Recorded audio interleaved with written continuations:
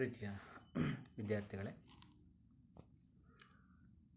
So ನಾವೆಲ್ಲರೂ ಕೂಡ ಒಂದು ಉತ್ತಮ ಪ್ರಯತ್ನದೊಂದಿಗೆ ವಿದ್ಯಾಗಮ ಕಾರ್ಯಕ್ರಮದ ಅಡಿಯಲ್ಲಿ ನಮ್ಮ ಎಲ್ಲ ಪ್ರಾಂಶುಪಾಲರು ಮತ್ತು ಶಿಕ್ಷಕರ ಒಂದು ನಿರಂತರ ಒಂದು ಶ್ರಮದೊಂದಿಗೆ ನಿಮ್ಮೆಲ್ಲರನ್ನೂ ಕೂಡ ಈಗ ಆಲ್ರೆಡಿ ಸುಮಾರು ದಿವಸಗಳಿಂದ ನೀವೇನೋ ತರಗತಿ ವಂಚಿತರಾಗಿದ್ದೀರಿ. ಸೊ ಶಿಕ್ಷಣದಿಂದ ವಂಚಿತರಾಗಿದ್ದರೆ ನಿಮ್ಮ ಈ ಒಂದು ವಿದ್ಯಾರ್ಜನೆಯ ಕಾರ್ಯಕ್ರಮಗಳು ನಿಲ್ಲಬಾರ್ದು, ಅದು ಹಾಗೆ ಕಂಟಿನ್ಯೂ ಆಗಿ ಮುಂದುವರಿಬೇಕು ಅನ್ನೋದಕ್ಕೋಸ್ಕರ ವಿದ್ಯಾಗಮ ಕಾರ್ಯಕ್ರಮದಡಿಯಲ್ಲಿ ಈ ಥರ ಒಂದು ವಿಡಿಯೋ ಪಾಠಗಳನ್ನು ಮಾಡ್ತಕ್ಕಂಥ ಒಂದು ಕಾರ್ಯಕ್ರಮವನ್ನು ನಾವು ಶುರು ಮಾಡಿದ್ವಿ. ಸೊ ಇದಕ್ಕೆ ಸುಮಾರು ಜನ ನಮ್ಮ ಜಿಲ್ಲೆಯ ಎಲ್ಲ ಪ್ರಾಂಶುಪಾಲರುಗಳು ಸಾಕಷ್ಟು ಪರಿಶ್ರಮದಿಂದ ಈ ಒಂದು ಕಾರ್ಯಕ್ರಮವನ್ನು ರೂಪಿಸ್ಕೊಂಡಿದ್ದಾರೆ. ಸೊ ಆ ಒಂದು ಕಾರ್ಯಕ್ರಮವನ್ನು ನಾವು ಯಶಸ್ವಿಗೊಳಿಸೋಣ ಅನ್ನೋದ್ರ ಜೊತೆಗೆ ನೀವು ಕೂಡ ನಿಮ್ಮ ಕಲಿಕೆಯು ಕೂಡ ಇನ್ನೂ ಸ್ವಲ್ಪ ಫಲಪ್ರದವಾಗಲಿ, ಇನ್ನೂ ಹೆಚ್ಚಿನ ರೀತಿಯಾಗಿ ನಿಮ್ಮ ಕಲಿಕೆ ಮೂಡಿ ಬರಲಿ ಅನ್ನೋ ಕಾರಣಕ್ಕೋಸ್ಕರ ಈ ಒಂದು ಪ್ರಯತ್ನವನ್ನು ನಾವೆಲ್ಲರೂ ಕೂಡ ಮಾಡ್ತಾಯಿದ್ದೀವಿ. ಸೊ ನೀವೆಲ್ಲರೂ ಕೂಡ ಇದನ್ನು ತುಂಬ ಅದ್ಭುತವಾಗಿ ಬಳಕೆ ಮಾಡ್ಕೊಳ್ತೀರಾ ಅಂಥೇಳಿ ನಾನು ನಂಬ್ಕೊಂಡಿದ್ದೀನಿ. So dear students, in this class this is considered this is a first class. We will start from first chapter. Okay, dear students, in this class we will start from first chapter in history, that is advent of Europeans to India. So advent of Europeans to India ಅಂದರೆ ಭಾರತಕ್ಕೆ ಯುರೋಪಿಯನ್ನರ ಆಗಮನ ಅಂತ ನಾವು ಕರಿತೀವಿ. So advent of Europeans to India. See, advent of Europeans to India, the title itself suggests that the Europeans came here. ಅಂದರೆ ಯುರೋಪಿಯರು ಭಾರತ ದೇಶಕ್ಕೆ ಬಂದರು. ಯಾಕೆ ಬಂದರು ಅಲ್ವಾ? So that is a main thing we are going to be learn in this chapter. So dear students, in this chapter you are mainly learn the learning points. See here itself, the trade and commerce relationship India had with Europeans, and then the arrival of Europeans to India for trade, then the Carnatic Wars in the backdrop of European political developments, the Battle of Plassey, Battle of Buxar, and the dual government system, the British policy of aggression. So these are all the points we are going to be learn in this chapter. Okay, ಈ ಒಂದು ಪ್ರಮುಖ ಅಂಶಗಳನ್ನು ನಾವು ಈ ಒಂದು ಗದ್ಯ ಭಾಗದಲ್ಲಿ ಅಧ್ಯಯನವನ್ನು ಮಾಡ್ತಾ ಇದ್ದೀವಿ. ಸೊ ವಿದ್ಯಾರ್ಥಿಗಳೇ, ಇಲ್ಲಿ ನಾವು ಪ್ರಮುಖವಾಗಿ ತಿಳ್ಕೊಳ್ಬೇಕಾಗಿರ್ತಕ್ಕಂಥ ಪ್ರಮುಖವಾದಂಥ ವಿಷಯ ಏನಪ್ಪ ಅಂತಂದರೆ the trade and commerce relationship between India and Europe. Bharat ಮತ್ತು ಯುರೋಪ್ನ ಮಧ್ಯೆ ಇರ್ತಕ್ಕಂಥ ವ್ಯಾಪಾರದ ಸಂಪರ್ಕ ಯಾವ ರೀತಿಯಾಗಿತ್ತು ಅಂತಕ್ಕಂಥದ್ದು. ಸೊ ಇಲ್ಲಿ there were A trade and commerce relationship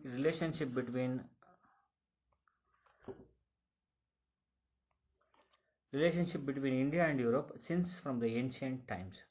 so Bharat ಮತ್ತು ಯುರೋಪ್ನ ನಡುವೆ ವ್ಯಾಪಾರ ಸಂಪರ್ಕ ಅಂತಕ್ಕಂಥದ್ದು ಪ್ರಾಚೀನ ಕಾಲದಿಂದಲೂ ಕೂಡ ಇತ್ತು ಅಂತಕ್ಕಂಥದ್ದು. So it was the relationship between the trade and commerce relationship between India and Europe since from the ancient times. It's not only today's or yesterday's relationship, it's a relationship of ancient period. ಪ್ರಾಚೀನ ಕಾಲದಿಂದಲೂ ಇದ್ದಂಥ ಒಂದು ಸಂಬಂಧ. So there was a great demand for Indian spices. ಅದರಲ್ಲೂ ಕೂಡ ಯುರೋಪಿನ ಮಾರುಕಟ್ಟೆಗಳು, ಇನ್ the European markets the Indian spices R having A very great demand.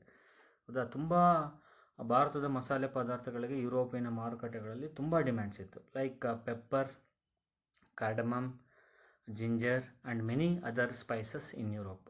Pepper ಮೆಣಸು, ಆಮೇಲೆ ಕಾರ್ಡಮಮ್ ಅಂದರೆ ಏಲಕ್ಕಿ, ಜಿಂಜರ್ ಶುಂಠಿ. ಸೊ ಈ ರೀತಿಯಾದಂತಹ ಭಾರತೀಯವಾದಂತಹ the spices of Indians are having a great demands in European markets. Okay, so the trade relationship continued between India and Europe and other Asian countries even during the middle ages. Up to the middle ages, ಮಧ್ಯಕಾಲದವರೆಗೂ ಕೂಡ ಈ ಒಂದು trade relationship ಅಂತಕ್ಕಂಥದ್ದು continue ಆಗ್ತಾ ಬಂತು. ಭಾರತ ಮತ್ತು ಯುರೋಪ್ನ ನಡುವೆ, ಭಾರತ ಅಥವಾ ಏಷ್ಯಾ ಮತ್ತು ಯುರೋಪ್ನ ನಡುವೆ ಈ ರೀತಿಯಾದಂಥ ಒಂದು ವ್ಯಾಪಾರ ಸಂಪರ್ಕ ಮಧ್ಯಕಾಲದವರೆಗೂ ಕೂಡ ನಡ್ಕೊಂಡು ಬಂದಿತ್ತು. So these are C here it self the routes, the trade routes in between Asia and Europe. See, Asia ಮತ್ತು ಆ್ಯಂಡ್ ಯುರೋಪ್ ಇವೆರಡೂ ಭೂಖಂಡಗಳ ಮಧ್ಯೆ ವ್ಯಾಪಾರ ಸಂಪರ್ಕ ಅಂತಕ್ಕಂಥದ್ದು ಈ ರೀತಿಯಾದಂತಹ ಒಂದು ಲ್ಯಾಂಡ್ ರೂಟ್ಸ್ಗಳಿಂದ ನಡೀತಾ ಇತ್ತು ಅಂತಕ್ಕಂಥದ್ದು.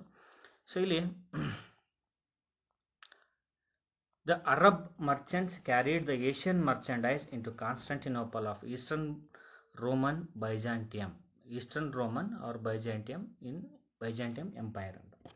ಸೊ ಅರಬ್ ಮರ್ಚೆಂಟ್ಸ್, ಅರಬ್ ದೇಶದ ವ್ಯಾಪಾರಿಗಳು ಏಷ್ಯಾದಲ್ಲಿ ವ್ಯಾಪಾರವನ್ನು ಮಾಡಿ, ಏಷ್ಯಾದಲ್ಲಿ ವ್ಯಾಪಾರವನ್ನು ಮಾಡಿಕೊಂಡು ಅವ್ರು ಹೋಗ್ಬಿಟ್ಟು ಏಷ್ಯಾದ ವ್ಯಾಪಾರವನ್ನು ಅವರು ಮಾಡಿಕೊಂಡು ಏಷ್ಯಾದಲ್ಲಿ ಅವರ ಯುರೋಪಿನ ರಾಷ್ಟ್ರಗಳಿಗೆ ಬೇಕಾಗಿರ್ತಕ್ಕಂಥ ವಸ್ತುಗಳನ್ನು ಏಷ್ಯಾದಲ್ಲಿ ಅರಬ್ನವರು ತೆಗೆದುಕೊಂಡು ಹೋಗಿ, so that is in Constantinople of Eastern Roman ಪ್ರಾಂತ್ಯದಲ್ಲಿರ್ತಕ್ಕಂಥ ಕಾನ್ಸ್ಟಾಂಟಿನೋಪಲ್ ನಗರದ ಮೂಲಕವಾಗಿ ಅವರು ಅಲ್ಲಿ ಹೋಗಿ ವ್ಯಾಪಾರವನ್ನು ಮಾಡ್ತಾಯಿದ್ರು ಅಂತಕ್ಕಂಥದ್ದು.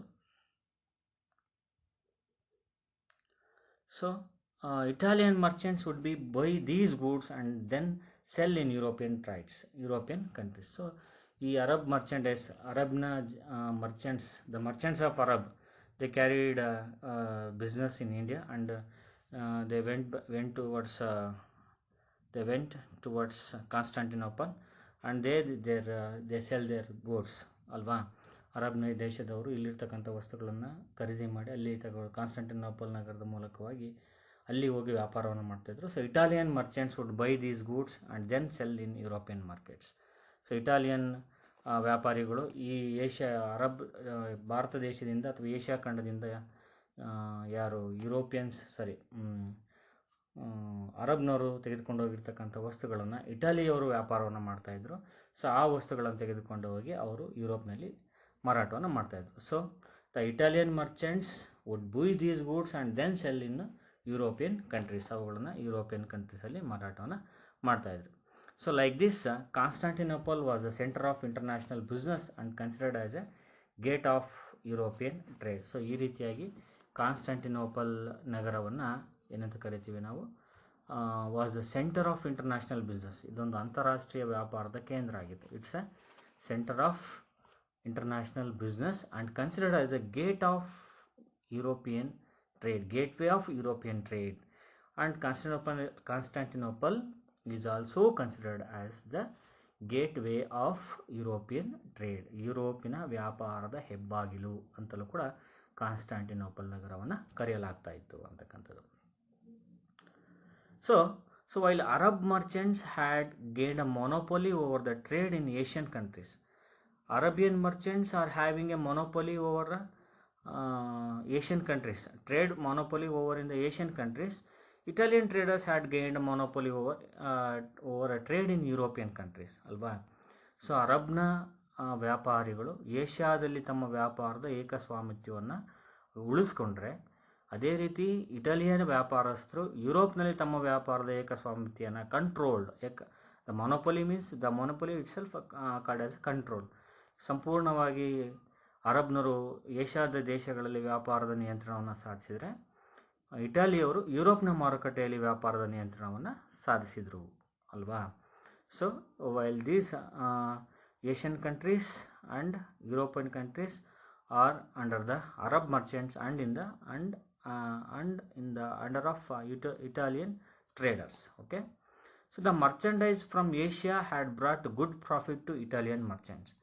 So the goods of the Asia that was sold by the Italian merchants in European markets, so by these they get very good profits. ತುಂಬ ಹೆಚ್ಚಿನ ಲಾಭವನ್ನು ಈ ಮೂಲಕವಾಗಿ ಅವರು ಪಡ್ಕೊಳ್ತಾ ಇದ್ರು ಅಂತಕ್ಕಂಥದ್ದು. So the reason for the discovery of a new sea route is that the fall of Constantinople ನಗರದ ಪತನ ಅಂತ ನಾವು ಕರಿತೀವಿ. ದಿ ಫಾಲ್ ಆಫ್ ಕಾನ್ಸ್ಟಾಂಟಿನೋಪಲ್ ಅಂತಕ್ಕಂಥದ್ದು. ಸೊ ಇಲ್ಲಿ see here itself Turkey, this is South Asia means India, and then here itself you find European powers. Here itself Asian powers and here itself European powers. The Constantinople is a center for these countries' trade. These Indian trade or European trade, or it's a center of both it's a centre of both European trade and Asian trade, right. Constantinople ಅಂತಕ್ಕಂಥದ್ದು ಈ Asia ಮತ್ತು ಯುರೋಪ್ನ ವ್ಯಾಪಾರದ ಮಧ್ಯಭಾಗ ಆಗಿತ್ತು, ಅಥವಾ ಕೇಂದ್ರ ಸ್ಥಾನ ಆಗಿತ್ತು, ಅಥವಾ ವ್ಯಾಪಾರದ ಹೆಬ್ಬಾಗಿಲು, ಇಟ್ಸ್ ಎ ಗೇಟ್ ವೇ ಆಗಿತ್ತು ಕೂಡ ಅಲ್ವಾ.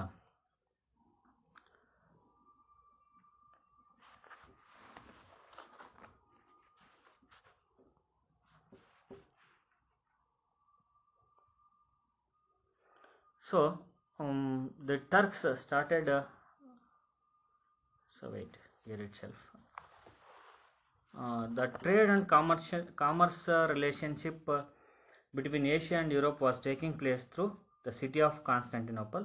So on that particular time in 1453 the Ottoman Turks conquered the Constantinople. So 1453ರಲ್ಲಿ ಆಟೋಮನ್ ಟರ್ಕರು ಕಾನ್ಸ್ಟಾಂಟಿನೋಪಲ್ ನಗರವನ್ನು ವಶಪಡಿಸಿಕೊಂಡ್ರು. As a result because of conquering the Constantinople, all the trade routes connecting the city of Constantinople came under the control of Turks. So here itself Constantinople, so that came under the control of Turks. Constantinople ನಗರ ಅಂತಕ್ಕಂಥ Ottoman ಟರ್ಕರು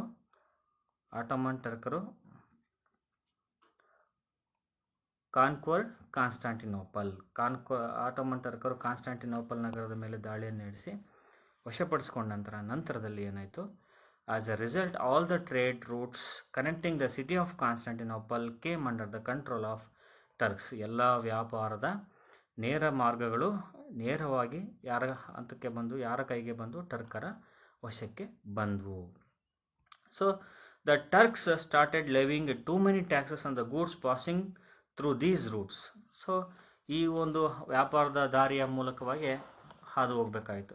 while we move towards European market, we have to pass through the Constantinople, and that Constantinople is under the Turks right now. ಈಗ ಅದು ಟರ್ಕರ ವಶದಲ್ಲಿದೆ. So because of that the Turks started levying too many taxes on the goods passing through these routes. So ಈ ಒಂದು ದಾರಿಯ ಮೂಲಕವಾಗಿ ಯಾವುದೇ ಸರಕುಗಳು ಹೋದರೂ ಕೂಡ ಟರ್ಕರು ಅದರ ಮೇಲೆ ತುಂಬ ಹೆಚ್ಚಿನದಾದಂತಹ ತೆರಿಗೆಯನ್ನು ವಿಧಿಸ್ತಾ ಇದ್ರು. As a result, the merchants left that the trade was not profitable. Because of that, the merchants felt that the trade was not profitable. ನಾವು ಅತ್ಯಂತ ಹೆಚ್ಚು ತೆರಿಗೆಯನ್ನು ಕೊಟ್ಟು ಅಲ್ಲಿಗೆ ಹೋಗಿ ವ್ಯಾಪಾರ ಮಾಡೋದ್ರಿಂದ ಹೆಚ್ಚು ಲಾಭವನ್ನು ಗಳಿಸೋದಕ್ಕೆ ಆಗೋದಿಲ್ಲ ಅಂತಕ್ಕಂಥ ಒಂದು ನಿಲುವಿಗೆ ವ್ಯಾಪಾರಿಗಳು ಬಂದರು. So in the meanwhile, so ಅದೇ ಕಾಲಘಟ್ಟದಲ್ಲಿ ಈ ಪರಿಸ್ಥಿತಿ ಈ ಥರ ಇದ್ದಾಗ, the situation as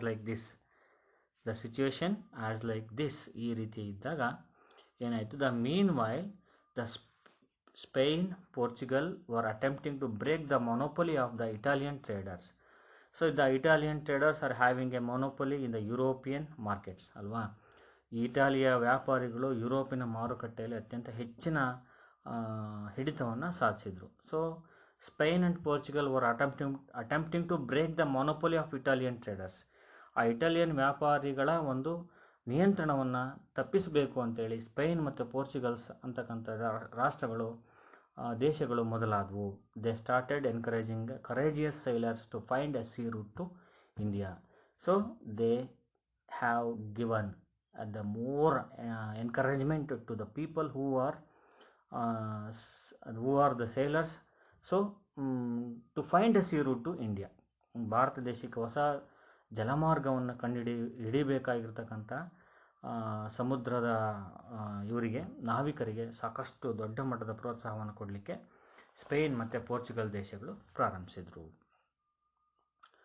so on the particular time, the invention of compass, astrolabes and gunpowder provided a further impetus to this venture. So ಅದೇ ಸಂದರ್ಭದಲ್ಲಿ ಕಾಂಪಾಸ್, ಆಮೇಲೆ ಆಸ್ಟ್ರೋಲೋಬ್ಸು, ಗನ್ ಪೌಡರು, ಸೊ ಇವೆಲ್ಲ these are the new inventions that give A more